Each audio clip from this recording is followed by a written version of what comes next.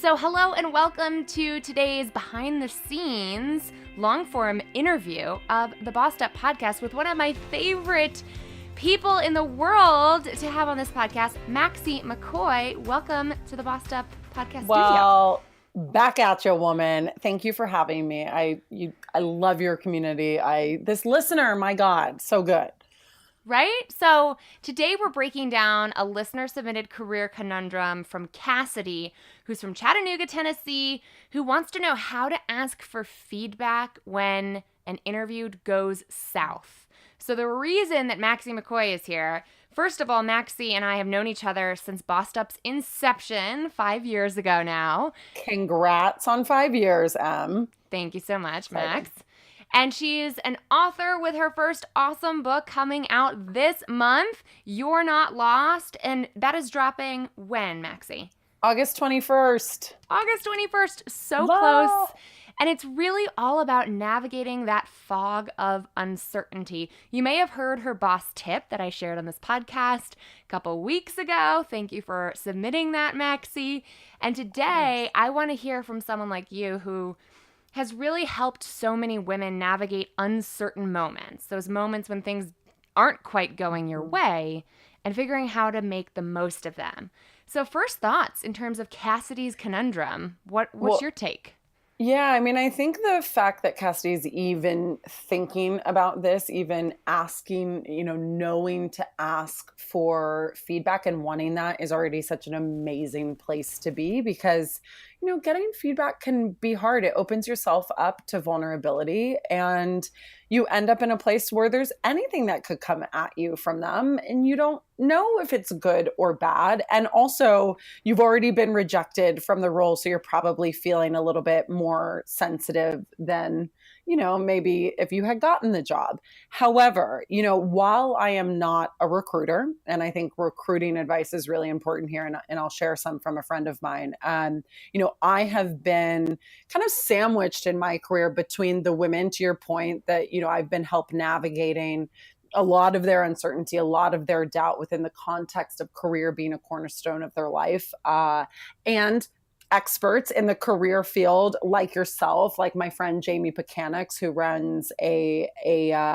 site called The Preppery and really actually had some really amazing things to think about within the context of this for Cassidy. I think when you're asking for advice, being able, the kind of basic thing to remember is that you want to give them the option to do that and be really thoughtful of their time.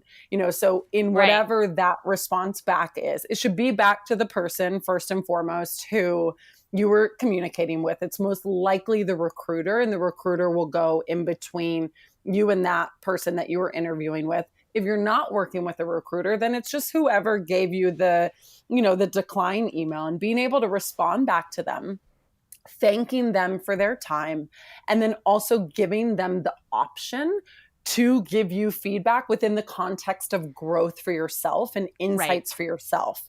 Now, something that, Jamie brought up, which I think is really interesting, and it's Jamie McCoy of The Preppery, is this can be a legal situation for employers if they're giving you information back, which that might not be the first thing that you think about, but they could be putting themselves at legal risk if they were to say something dumb, because let's be honest, all of us are humans and we're not all perfect, and they could be putting themselves in a position to get sued if they, say, I want someone with higher energy, and it gets interpreted like you want someone younger, right? Yeah. And so there's all these situations that happen. So you need to be able to give them the option and know that if they don't give you feedback, a lot of employers have policies that they're just not, they're not going to put themselves in the position to do that.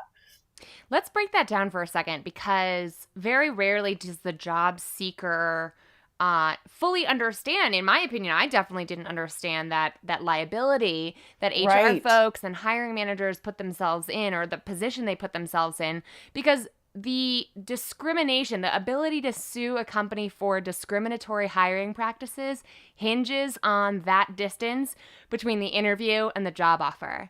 Yeah. And if you can prove that anything about your age, sexual orientation, sex, gender identity, etc., everything covered in I think it's the Civil Rights Act. If you can prove that those factors were what lost you out on that job offer, then they're in a really tight legal situation, meaning you could sue them. So right, exactly. I can see why they would keep their mouths shut. Just across the board as a policy, right? They're not keeping their mouths shut because they were discriminating. I would hope, even though it does, we all know that it happens often, that most cases that's, you're not getting the job because you're being discriminated against. However, a lot of them are saying no as a policy across the board and not because there's something necessarily to hide.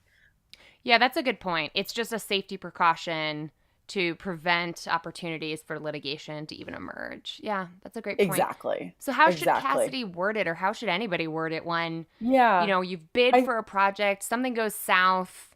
How do you ask for feedback when you're in the face of failure?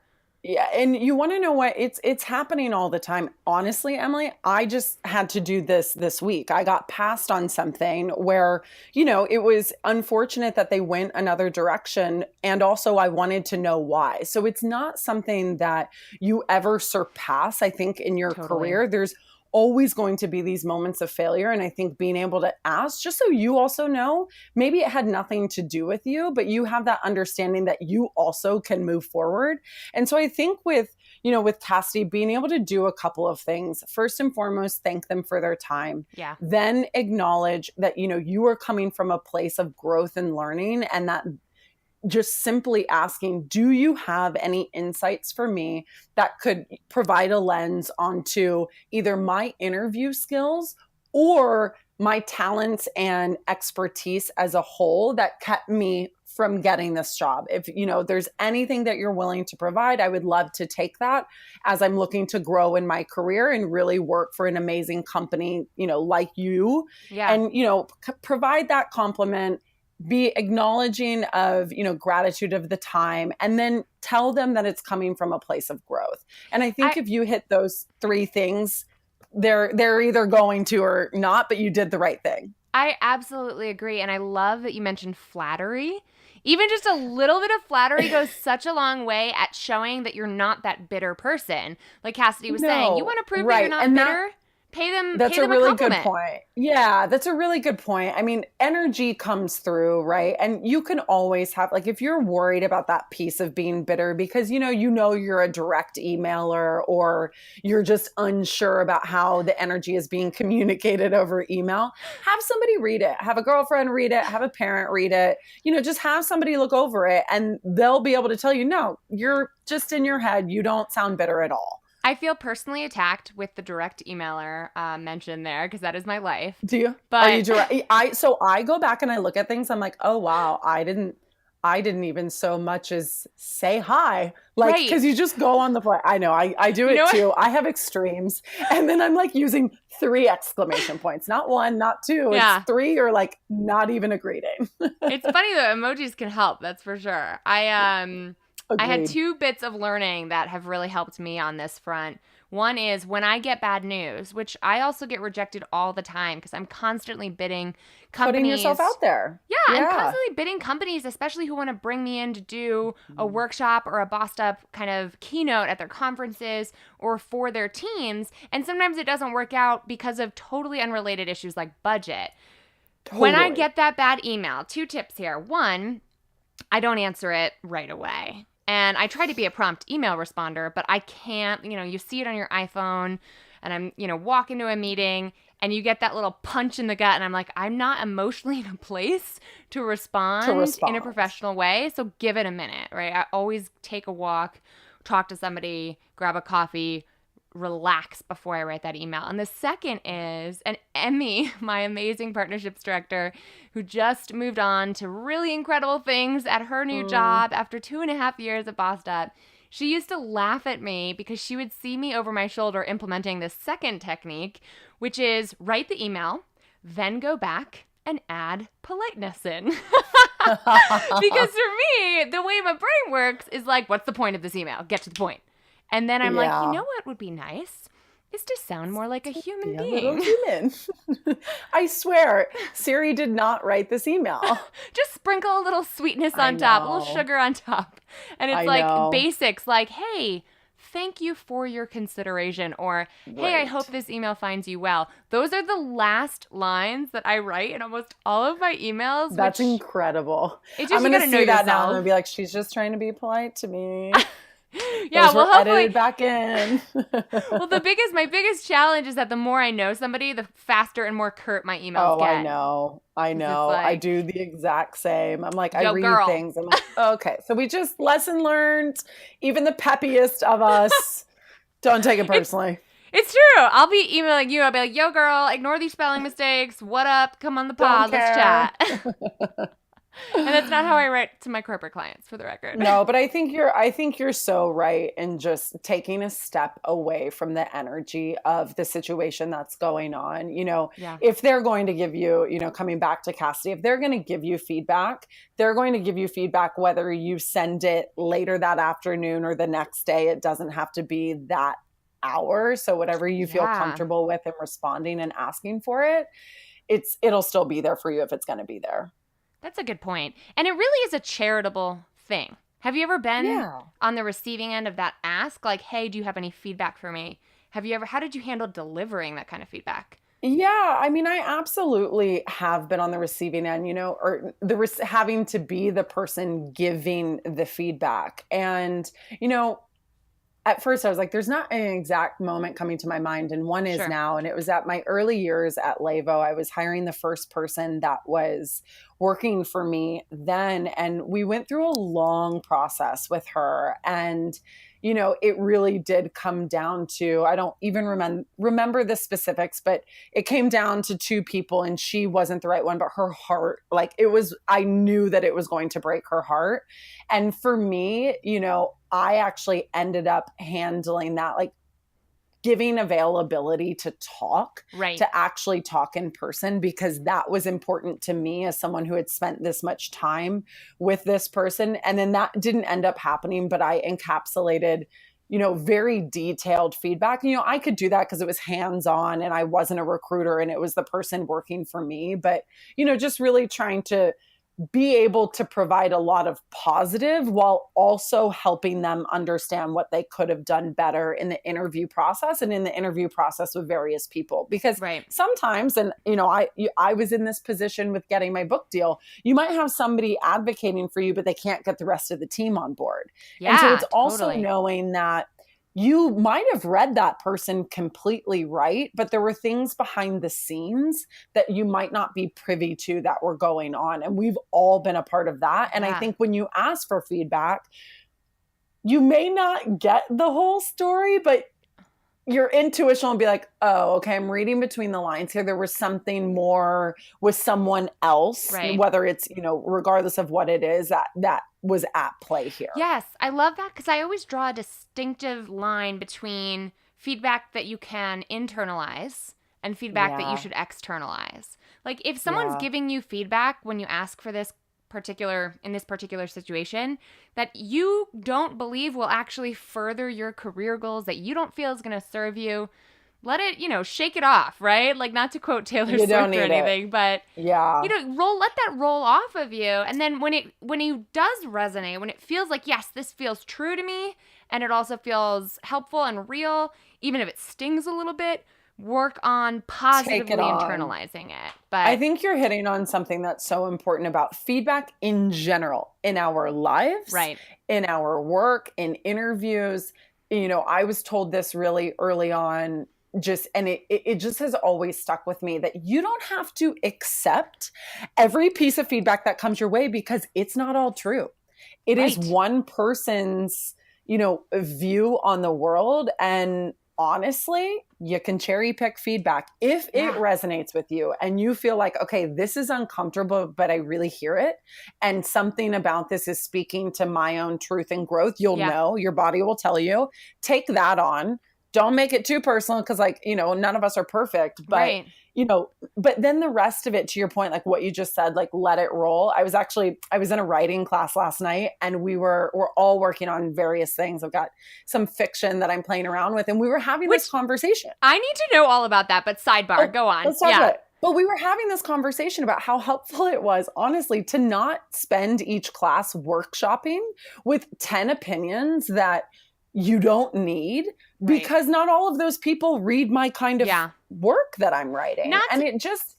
It's true of so many different areas of our life. And I have to just put a little asterisk here to acknowledge that feedback comes from humans, and humans are full of bias. And we live in a totally unjust world where, if you're a woman of color and you're being told, well, you seemed a little angry when you were talking passionately about your last projects, that's stuff you don't need to internalize, right? Like, nope. There is a lot of bias in perception that women of color run into a lot, that women of a certain age who are job transitioning run into a lot. And it's just like, at the end of the day, if you can't change who you are, and so when you pick up on other people's bias, call the EEOC if you ever get feedback on that, because maybe you do have a litigation opportunity there. But B, that stuff cannot slow your roll. So we cannot internalize that injustice, which is hard to do while also acknowledging that it's real. It is. I mean, it's absolutely hard to do, but I think, knowing the class, the racial, the gender systems, the patriarchy that we're all operating within, I think that actually helps being able to separate when people tell you things that are their internal biases. Totally. That it's not easier to let it roll, but you can at least separate that this is them and not me. Yeah, and you know what's funny is that it's always super hard to identify when that's happening to you.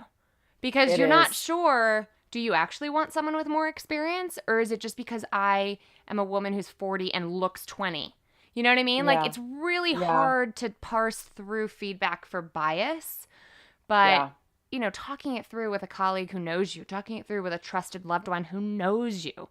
And, that's where... And then layering that on whatever you've received, depending on if it falls into those buckets of harmful and even unhelpful, that's one thing. But, hopefully there is some good feedback out there. And even if it doesn't resonate with you, being able to, either share it, to your point, with people who know you, I think can really help. Like, actually, I've seen this. Yeah, totally. So. And people who share your experience are in a position to do that. Exactly. Speaking of, the last time we hung out was also on the internet. It was on Instagram. We did a little Instagram. One day it'll be IRL. Coming to Denver. I know, someday you've got to come here. And we were in a very weird spot. We were talking about the publishing process, which is actually extremely connected to the topic of feedback. Absolutely. I'm one of the most feedback-oriented and vulnerable things I've ever done. So I bet you too. I'm like cracking up remembering what you said, because I had just turned in my manuscript, my baby that I had worked hard on for the better part of 3 years. Mm-hmm. And it was in my editor's hands and it was out of my own and had this like wonderfully liberating feeling. And you were like, girl, the hardest part of this is editing. Like, brace yourself. And I did, but I was also like, maybe not for you. Well, that's the thing, is like, I didn't realize how much there was this underlying globalized anxiety like churning through my body until I got an email from my marvelous editor, Colleen. Shout out to Colleen, friend of the pod. Shout out to Colleen. None of us do anything without a good editor. I got an email from her yesterday, or the day before yesterday now. And it was the first time since she's had my manuscript that she had said anything to me about the manuscript itself. Oh, I remember that first email. And it was like, I read the words which she wrote, which were very lovely and complimentary, which is save the edits for like later, Colleen. Thank you for understanding me. Please she knows. Fluff me up first. She knows better. Please. And I literally I almost cried because it felt like this huge weight had lifted, and I didn't even realize how anxiety provoking not getting feedback on something you've done hard on, like worked hard on, is. Totally. Can you tell me Totally. in And your sometimes you just have to ask for it. Right. Like, I remember that moment. Actually, my moment came in the form of a tweet. When my editor was editing it, she tweeted something out that was really positive. And you better believe I told all 500 of my closest friends that my editor was loving it. Like, I just couldn't handle, because I was in the same place. Yeah. Like, that level of vulnerability. One nice comment that, looking back, was really nice, but I blew it into the best thing that had ever happened to me, because you're just so vulnerable. But I think, to your point, like, not having like a space of waiting is hard. Very. It's hard. You just don't know. But I think we as humans, as women, as people, have to learn to not try and think what other people are thinking. Right. Because we have no idea, which is why you have to ask. And, you know, a lesson that I learned early on in my career that I still employ with anyone, it just would depend on the situation, that anyone can use is, you know, when you're sitting with someone, maybe you're in a long-term working relationship with them, so you don't have a check-in, you know, or a review for the next 6 months, but you are always able to ask a boss, to ask a partner, to ask anyone, you know, on a scale of 1 to 10, how am I doing right now? You know, and you don't have to, I think you have to balance between not being needy for feedback and constantly needing validation in order to think that you're great or to do your job. But if you are in a place of, actually, I do need some feedback, ask for it. Ask for it specifically.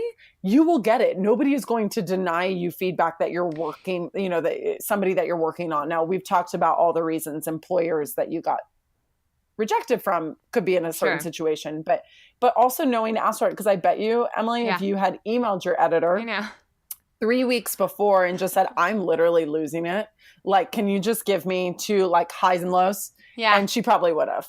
Right. And it's weird because I didn't even know that I needed that. So it's just a good thing to remember to ask yourself, do I need feedback right now? What's bugging me? What's uncertain? And also, I have to say that we had Sheila Heen on. She's with the Harvard Project on Negotiation, and she wrote a great book called Thanks for the Feedback. Yes, and did a whole episode. I think we should read that, all of us. It's such an amazing book. She did a whole episode. It turned into like a long metaphor about interviewing as it is dating. But she and I have an episode of the Bossed Up podcast called Getting the Feedback You Need, which goes into that in great detail. So good. Everybody listen to that. I'll be listening to it too. It's a good one. It's definitely a good one. I want to ask you, as someone who I feel like is very almost soulful in managing anxiety and uncertainty. Thanks. I mean, the book title is You're Not Lost. So let's talk about that weird in between, because you said the waiting game is so hard. So what do you feel? Yeah, the waiting in any part of life is hard, right? Like if you're waiting for a partner that you haven't met yet, if you're waiting for the next stage of life, if you're waiting for a book deal, like it's just, I was listening to a talk by Oprah this morning. Naturally. Because I do that. Naturally. Sometimes. And I was just reminded that sometimes the waiting is all that you can do if you've done everything that you can. Right. And I think that everything that you can piece is really interesting, like in the context of like Cassidy's question, for example, right? Like if you've done the best that you can, then at some point you have to be able to just turn things over and let them go, or be able to sit in your own, can I say this shit word? I already said it. Oh, yeah. Okay, great. Oh, we swear You have to here. be able to sit in your own shit. We bleep it out, though, on the pod. That's fine. But I won't say it too much. But, you know, in the context of being lost and this thing that I spent, you know, a lot of years talking to women about and then writing this book, so it's going to be even more years of talking about, there's so much to learn by sinking into the crap.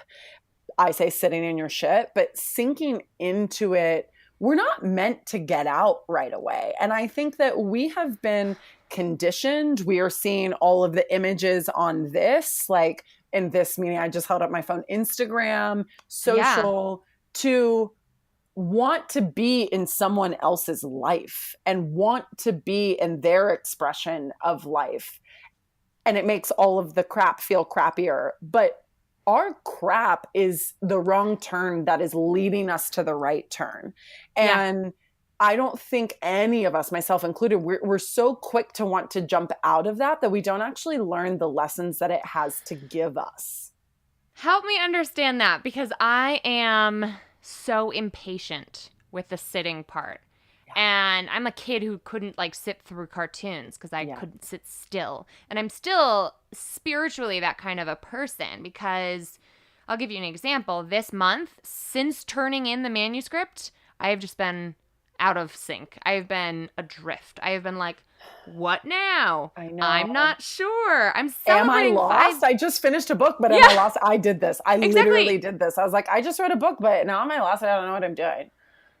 I'm going to need your book, because I was feeling, until I had an action plan again, right? Because to me, it's really about, am I in a period of clarifying my vision, or am I a period in executing a plan? And my comfort zone is executing a plan. But very often in our lives, maybe a couple of times a year, or maybe a couple of big ones throughout the course of our lives, there is an unclear path ahead.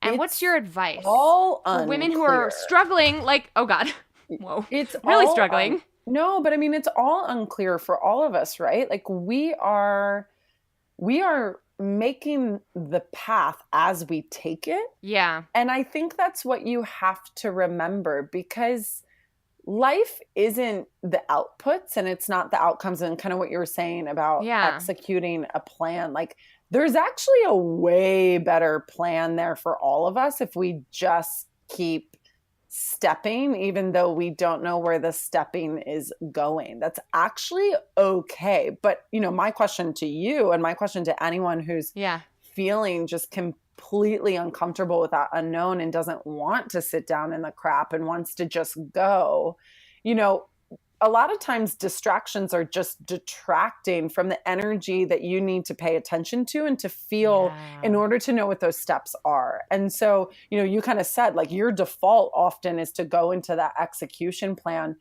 But my guess would be all of the answers for you and for anyone else right now, and I know for myself, are when you don't do that. Because when you don't, all of the answers bubble up in the unknown. If you're patient enough to listen, right? And you have to listen, or else you're going to be running around with your head cut off doing a lot of half projects.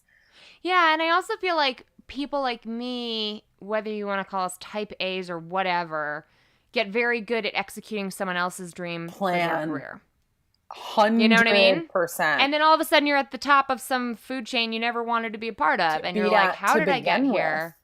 Right. And I mean, that's not true for everybody's experience, but sitting in the shit is the most unpleasant sounding thing. And it feels that way, but it's really your like biology or physiology sort of telling you, whoa, put on the brakes. This isn't right. Like, make some adjustments, experiment, and keep moving forward. Like you're saying, like one step at a time is how you experiment with your vision. Because it's never like a set thing. Well, that's the thing, right? Is so much of why we don't. I love that you bring up experimentation, because a lot of the way that I talk about it is really small plans. Yeah. Because I just don't know where we lost course in being able to do projects and being able to do things for fun.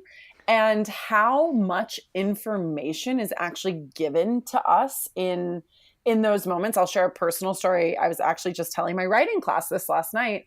I signed up for a writing class about 6.5 years ago because I was feeling so out of sync with executing, to your point, someone else's work, all of this stuff. And I was like, you know what?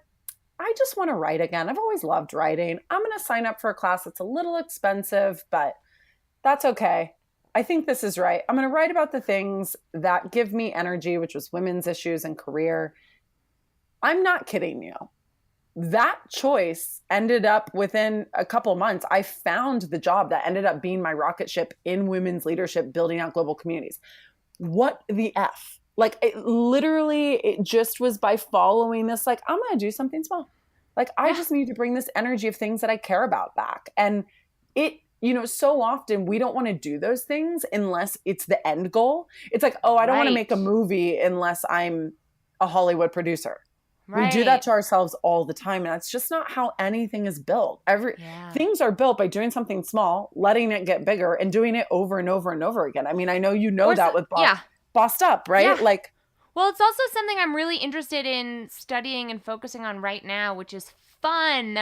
How powerful the pure, unadulterated pursuit of fun is in the rest of your life. So I want that's to know something I've been experimenting with because it's all year. True. Yeah. It's true. And like, did you laugh today or this week? Like, what are we doing? You're looking at my podcast studio on camera because for those listening on the podcast, Maxie and I are also recording this interview for YouTube. So if you want to see our ridiculous facial expressions that come along with this podcast, make sure to watch it there. Lots of them. But I'm in my jam room, girl. Brad and I have been building out a jam room because we like music and we want to play it more. This drum kit behind me, that's fun. Awesome. That's what that's is, awesome. Yeah. And like you said, it takes money. It's not just about the most precious resource of your life, which is time. It's like, I can't go from wishing it to getting it without putting some hard-earned resources towards it. And that's the sacrifice so many of us are taught not to make anymore. Yeah. I mean, I think investing in it's a fine balance. I'll say it's a fine balance of being able to invest in yourself and in having fun or, signing up for a writing class and believing that you have to do something like invest in a really big way in order to be legit. Like how many, I don't know if you've done, I don't know if you've done this, but I have done it like with equipment. I'm like, oh, I'm going to do all this video stuff once I buy X, Y, and Z and have saved the money and yada, yada. And by the way, I've bought that stuff and not done crap with it. And then it's like, well, the first website that I ever had built was like for $300. It's just like, just put something up. So yes, it's money, but not the, 30,000 some people will quote you. There's a big difference. Start small. And especially when we put it that way, our message here could be misconstrued to saying until you have the money to invest in your hobbies and your passions, you can't do that. And that's BS too. So yeah, not true. I think it's important to know that you got to start before you're ready. You got to start even if you got to talk your way into the conference or volunteer your way into that room, whatever you need to do. There's so many, and everybody's at different levels of their life I think the questions can often be like, if it makes you a little bit uncomfortable and you are so stinking passionate about it and it's going to be the thing that gets the momentum for you, do it. If it's going to like put you broke, don't do it. Don't do that. Right. I'm all about a bridge job. Other ways to do things. And we got to remember this whole conversation started with Cassidy, who's on the job hunt. So girl, get yourself a bridge job. Yeah, get yourself if you need to. There's a time and place to lean into the discomfort of feedback and learning. And there's a time and a place to get your bills paid. And sometimes that means babysitting, like in my case, just while I bootstrapped Bossed Up. Totally. 100% the things that I have done that nobody has known that I've done, like writing corporate writings to like slam money that my name is never on a byline for. Like people are doing a lot of dirty work to make their dreams work. And I would encourage, like, this is a whole other topic, but demystifying the way that we get to do our dream jobs, especially as independent workers or business owners, is always a really good conversation, feedback again to have. Like, ask those people how they actually get it done. You can ask me. I'm always down to tell. So last question for you then, because we do have to wrap this up in a minute, but I don't want to though. Like we could have so many conversations together, Avi.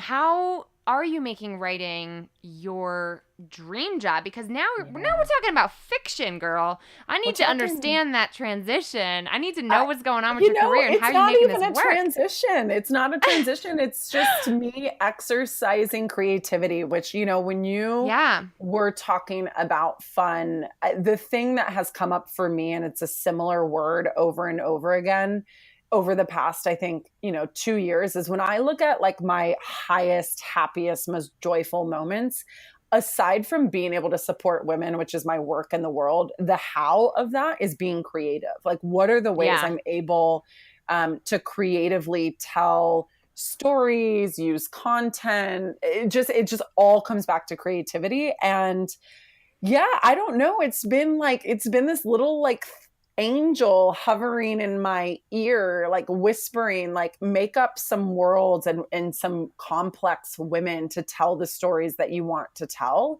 And it's literally just a hobby. Like, I don't have any plan. Like, cool, if I get it published, great. I'm not trying to go be a fiction writer. I'm still. Well, it sounds almost, you're reminding me of Kate White, who's quite good. I love Kate. Does it all, right? Kate does her fiction and nonfiction. Like, she's on something like 16 books. I know. And for those of you who don't know, Kate at one point was the editor-in-chief at Cosmopolitan. Yeah. And presided over one of its periods of the biggest growth ever in its existence for quite a while. Yeah. Wrote some cool career guides for women. Like, I shouldn't be telling you this. The Gutsy Girl handbook just came out and is amazing. But she also is a very accomplished mystery novelist. Like, you know, how do you make that even happen? You're giving me all the Kate White vibes right now, which is very cool. Thanks. Yeah, I think it's just kind of like, you know, when you come out with your like CD, we'll be saying the same thing. You know, I think just like being able to exercise creativity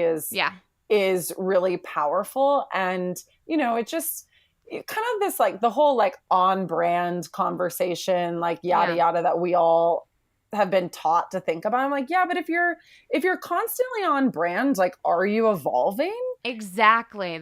You took the words right out of my mouth. So I am so pro that, and I feel like we've spanned a very wide array of subject matter today. But I like thoroughly enjoyed every second of it. So you said you were an open book when it came to how you made that possible. So I got to ask, if you're pursuing these passions, help me understand. How are you getting paid? How are you paying? Yeah, I mean, my entire business is around speaking, brand partnerships, and that's pretty, like, those are the big ones. Awesome. Like, so much of my business has just been, how can I use my voice and talents to help brands and companies really speak to young professional women? And that is it now. Now, when I say I was I am an open book, but in that, I mean, there were, in the early years of running my business, like, I got rid of my apartment in San Francisco, everything that I owned, moved to Bali, which sounds really beautiful. But Emily, that was literally just because I could slam money into savings while I kept my job at Levo part-time. And so, like, that was one way. I wrote, all kinds of blog posts, like corporate blog posts. That was another. Right now I am, what I have just recently layered on to my work is doing audio pep talks for an app called Reflectly. It's a daily gratitude journal. And I'm really pumped about it, obviously, because I love inspiration and encouragement, but also because, a lot of the users are 18 to 24-year-old women. And so, it's being able to have a direct, kind of line to them also. That is so cool. And I appreciate you giving us the lowdown on that. BT dubs, there's like a whole world online. What do they call it? Is it like travel hacking? Like where you can learn about people like you who moved to Bali and live like a queen. And because it's the cost of living there is so low. The cost of living is so low. I mean, it's so true. Like I literally lived like a queen there and was saving. And I've got girlfriends traveling the world right now. Some who are working, some who just saved for it. Also, just your ability to live that way. I mean, there's very real trade-offs. And for me, it was more of a utility than it was this like luxurious like life choice. Well, it seems like it could be both. And maybe we should do a whole episode on that because it sort of combines saving money and traveling the world. You're like, wait, how is this a thing? I gotta dive into that. Do I want to do this? Yeah, it is a fun conversation for sure. Well, You're Not Lost is Maxie McCoy's book coming out August 24th. It is beautiful. It is on point. It might be exactly what I need right now. If you at any point in time are feeling at an inflection point, Who's this book really for, Maxie? It's really for women who feel lost, and it'll just help you return to your own power so you can take all of those small steps and figure out where you're going. Like a boss. I love it. Maxie McCoy, thank you so much for being on the podcast today. Thank you so Always much for a delight. having me. Have a good one.